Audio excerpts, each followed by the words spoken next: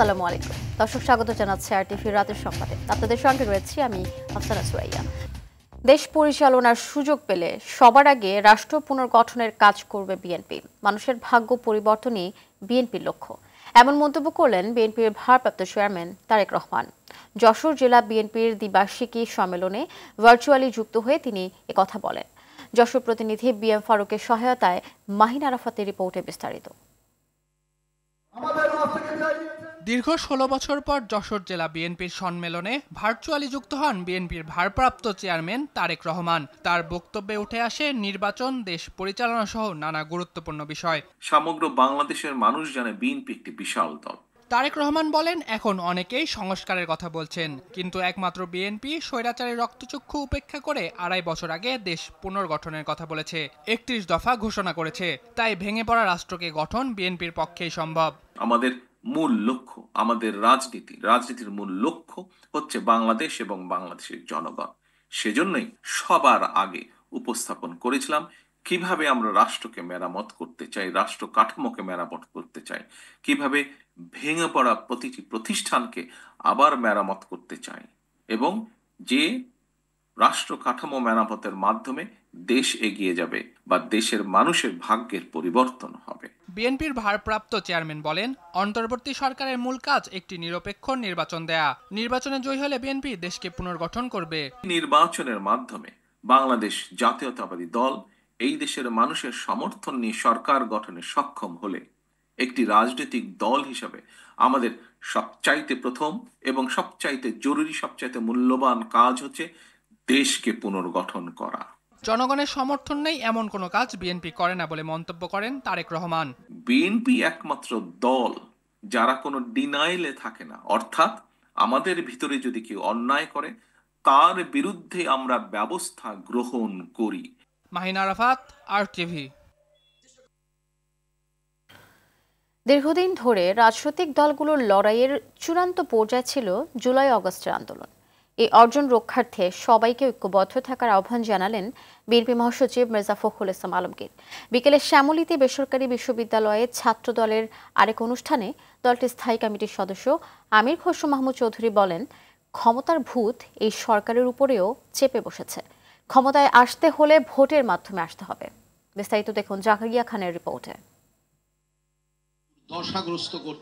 প্রয়াত সাংবাদিক মাহফুজুল্লাহর মরণোত্তর ২১ পদক প্রাপ্তিতে জাতীয় প্রেস ক্লাবে আয়োজন করা হয় আলোচনা সভার, যেখানে দেশের রাজনৈতিক ও নানান প্রেক্ষাপটে সাংবাদিক মাহফুজুল্লাহর বর্ণাঢ্য অবদান তুলে ধরেন বক্তারা। আলোচনায় উঠে আসে নির্ভীক এই দেশপ্রেমিকের নানা গল্প। বাংলাদেশের পলিটিক্সকে উনি নির্মোহভাবে বিশ্লেষণ করেছেন। গণতন্ত্রের জন্য, লড়াইয়ের জন্য যদি কাউকে যদি পদক দিতে হয়, সর্বপ্রথম মাহফুজুল্লাহকে দিতে হবে। এ সময় বিগত বছরগুলোতে রাজনৈতিক স্বার্থে ইতিহাস বিকৃত করা হয়েছে বলে অভিযোগ করেন বিএনপির মহাসচিব মির্জা ফখরুল ইসলাম আলমগীর। ফ্যাসিবাদের পরিবর্তন হয়েছে, ফ্যাসিবাদ পালিয়ে গেছে এবং সেই আন্দোলনের মধ্য দিয়ে পালিয়েছে। দীর্ঘদিন ধরে রাজনৈতিক দলগুলো তারা যে চেষ্টা করেছে, সবশেষে ছাত্র এবং জনতার সমবেত প্রচেষ্টায় সেই সম্ভব হয়েছে। অন্যদিকে সিএনজি অটোরিকশা শ্রমিক দলের আলোচনা সভায় যোগ দিয়ে অটোরিকশা চালকদের শৃঙ্খলা অনুযায়ী গাড়ি চালানো ও মানুষের সেবা করতে আহ্বান জানান বিএনপির স্থায়ী কমিটির সদস্য ডক্টর আব্দুল মঈন খান। পেশা হিসেবে আপনাদের একটা পেশা, আপনারা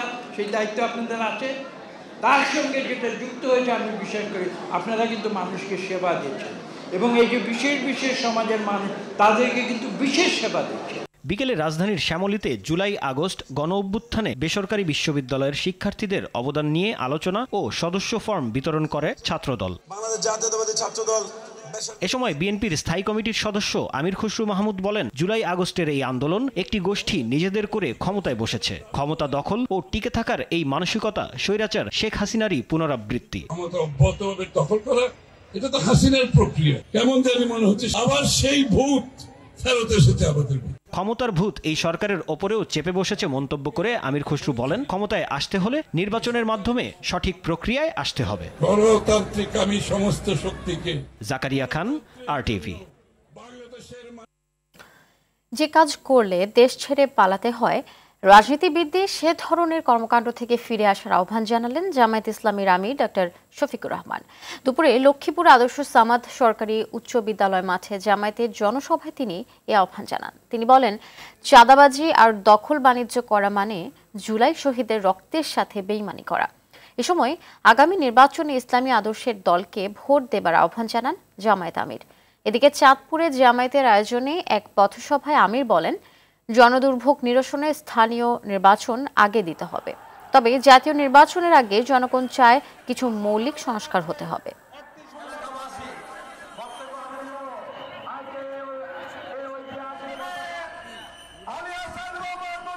5 আগস্ট থেকে শুরু করে আজকে এই 22 ফেব্রুয়ারি পর্যন্ত এই সামান্য পরিক্রমায় কোথাও আপনি দেখবেন না ইসলামী দলের কোনো লোক এখন জাতির উপরে জুলুম করছে, চাঁদাবাজি করছে, দখলদারির সাথে জড়ায় গেছে।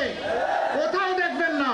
তার একমাত্র কারণ তারা কোরআনকে সম্মান করেন এবং বুকে ধারণ করেন। আমরা বলছি আগে তাড়াতাড়ি জনদুর্ভোগ নিরসনের জন্য স্থানীয় নির্বাচনটা দিতে হবে।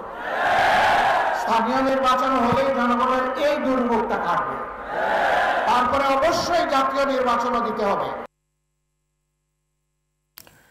আগামী জাতীয় নির্বাচন সুষ্ঠু, নিরপেক্ষ ও অংশগ্রহণমূলক হবে উল্লেখ করে প্রধান নির্বাচন কমিশনার AMM নাসির উদ্দিন বলেছেন, এ বিষয়ে সংশ্লিষ্টদের প্রতি নির্দেশনা দেওয়া হয়েছে। দুপুরে কক্সবাজারের কুতুবদিয়ায় আয়োজিত অনুষ্ঠানে তিনি একথা বলেন। সিইসি বলেন, আগামীতে সুষ্ঠু নিরপেক্ষ নির্বাচন উপহার দিতে প্রয়োজনে দেশবাসীকে নিয়ে আন্দোলন করা হবে। এই আন্দোলন শুধু ভোট দেওয়ার অধিকার নয়, ভোটাধিকার প্রতিষ্ঠিত করার আন্দোলন হবে।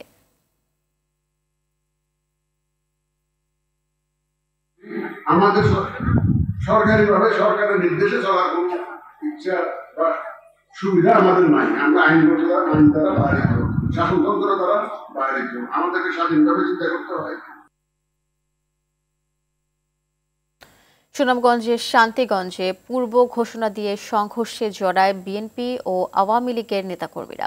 এতে উভয় পক্ষের প্রায় অর্ধশত মানুষ আহত হয়েছে। এদিকে জেলার মধ্যনগরে গ্রেপ্তার যুবলীগ নেতার ছাড়িয়ে নেয়াকে কেন্দ্র করে বিএনপি ও যুবদলের নেতাকর্মীদের মধ্যে সংঘর্ষ হয়। এ ঘটনার পর জারি করা হয় 144 ধারা।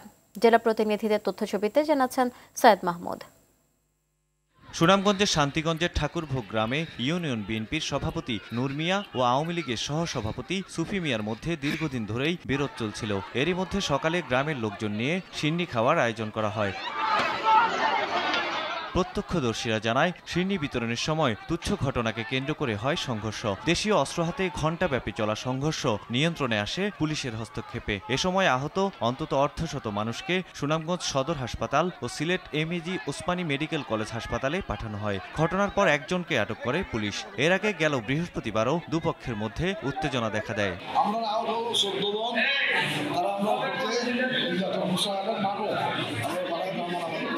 এদিকে সুনামগঞ্জের মধ্যনগরে অপারেশন ডেভিল হান্টের অভিযানে গ্রেপ্তার যুবলীগ নেতাকে ছাড়িয়ে নেয়াকে কেন্দ্র করে বিএনপি ও যুবদলের নেতাকর্মীদের মধ্যে সংঘর্ষ হয়। শুক্রবার দিনগত রাতে এ ঘটনার পর 144 ধারা জারি করে উপজেলা প্রশাসন। পুলিশ ও স্থানীয়রা জানায়, মধ্যনগর উপজেলার বংশীকুণ্ড দক্ষিণ ইউনিয়নের সহসভাপতি মিজানুরকে গ্রেপ্তার করে পুলিশ। পরে জেলা যুবদল নেতা শহীদ মিয়া দাবি করেন, মিজানুর বিএনপির রাজনীতির সঙ্গেই যুক্ত। এ নিয়ে উপজেলা বিএনপির সাবেক সাধারণ সম্পাদক আব্দুল কাইয়ুম মজনু ও শহীদ মিয়ার অনুসারী মধ্যে সংঘর্ষ হয়। এ সময় ভাঙচুর করা হয় বিএনপির অফিস। সৈয়দ মাহমুদ, RTV। এদিকে জমি সংক্রান্ত বিরোধে রাজশাহীর দুর্গাপুর উপজেলায় সংঘর্ষে এক নারী নিহত হয়েছে। আহত হয়েছে অন্তত 10 জন। বেলা 11:15টার দিকে উপজেলার তিয়রকুড়ি গ্রামে এই ঘটনা ঘটে। স্থানীয়রা জানান, ইউপি চেয়ারম্যান রিয়াজুল ইসলামের সঙ্গে প্রতিবেশী মামুনুর রশিদ সহ কয়েকজনের জমি নিয়ে বিরোধ ছিল। এর জেরে সকালে মামুনুর লোকজন নিয়ে ইউপি চেয়ারম্যানের বাড়িতে হামলা করলে তার প্রতিবেশীরা প্রতিহত করার চেষ্টা করে। দুই গ্রুপের সংঘর্ষে মারা যান ফেরদৌসী বেগম, আহত হন অন্তত 10 জন। এদিকে শেরপুরে স্কুল কমিটি নিয়ে দুই পক্ষের সংঘর্ষে মোহাম্মদ হারেজ আলী নামে একজন নিহত হয়েছে। দুপুরে জেলার সদর উপজেলার চরমচারিয়া ইউনিয়নের হরিণধরা উচ্চ বিদ্যালয় মাঠে এ ঘটনা ঘটে।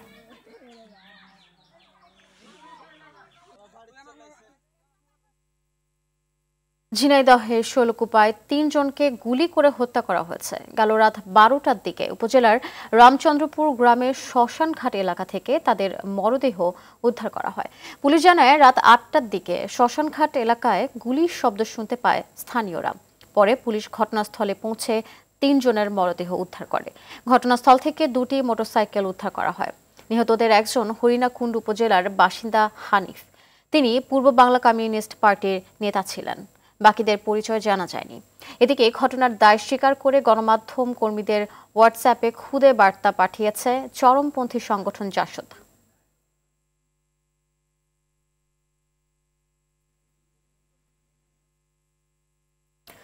রাজধানীতে সংঘবদ্ধ ডাকাত দল 1 ঘন্টায় 6 দোকান ও বাড়িতে হানা দিয়েছে।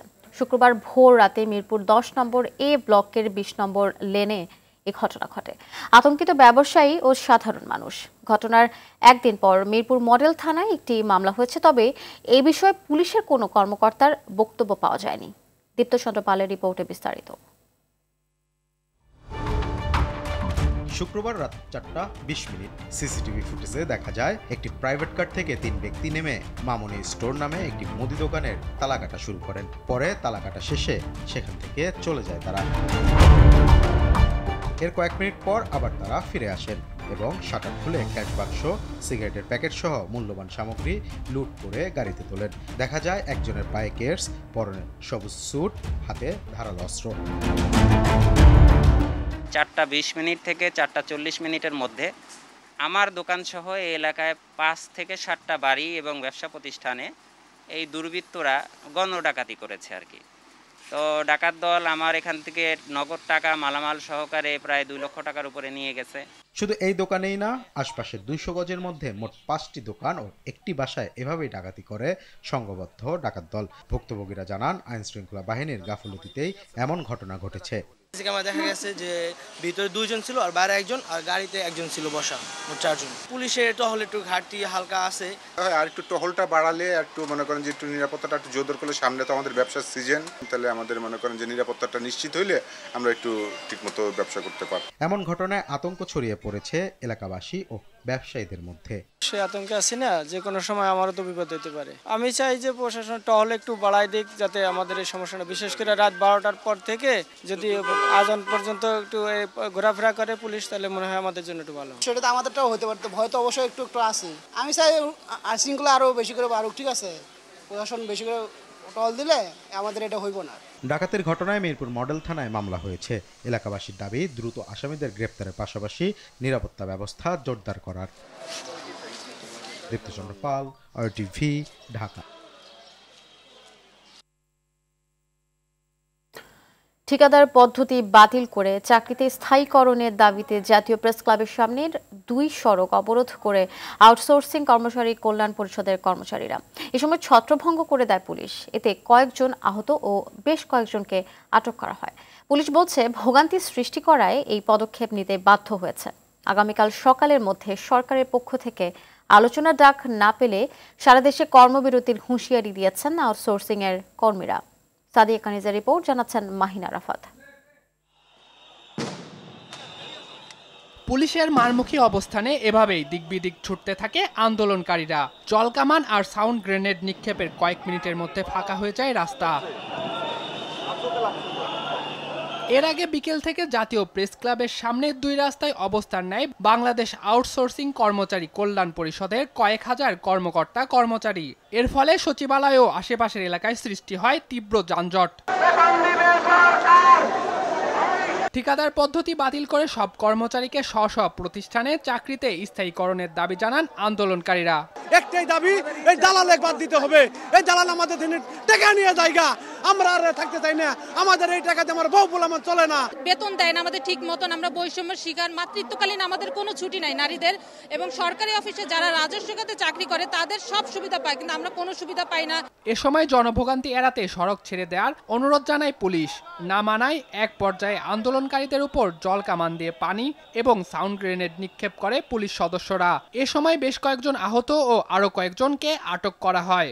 10 মিনিটের সময় দিয়েছি, এরপরেও রাস্তা ছাড়ে নাই। তখন আমরা বাধ্য হয়ে আমাদের ওয়াটার কারণ যেটা আছে, জল কামান বলে, এই জল কামানের পানি আমরা প্রথমে দিয়েছি, দিয়ে আমরা সাউন্ড গ্রেনেড দিয়ে তাদেরকে ডিসপার্স করেছি। উচ্ছৃঙ্খল যারা বেশি ছিল তাদেরকে আমরা, যারা কোনোভাবে যাচ্ছিল না তাদেরকে আমরা আটক করেছি। আন্দোলনকারীদের সরিয়ে দেওয়ার পর প্রেস ক্লাবের উভয় পাশের যান চলাচল স্বাভাবিক হয়। অন্যদিকে পুলিশের লাঠিচার্জে আহতরা সংবাদ সম্মেলন করে হামলাকারী পুলিশের বিচারের দাবি জানান।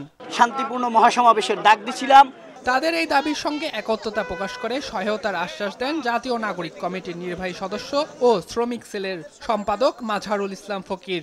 আমরা চাই তারা সরাসরি প্রতিষ্ঠানের সাথে আসুক, তারা যেন বঞ্চনার শিকার না হয়। তারা আশ্বাসের প্রেক্ষিতে কাল সকাল 10টার মধ্যে সরকারের পক্ষ থেকে আলোচনার ডাক না পেলে সারা দেশে কর্মবিরতির ঘোষণা দিয়েছেন আউটসোর্সিং এর কর্মীরা।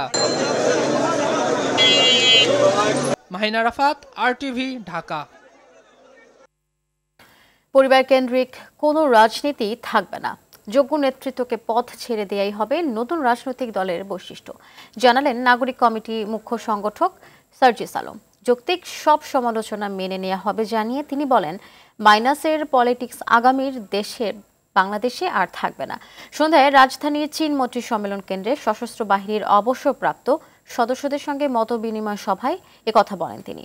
আর চলতি মাসেই দলের আত্মপ্রকাশ হবে জানিয়ে নাগরিক কমিটি আহ্বায়ক জানান, সব ফ্যাসিবাদী শক্তির বিরুদ্ধেই বুলেট বিপ্লবের মতো ব্যালট বিপ্লবেও ছাত্র জনতার দল ভূমিকা রাখবে।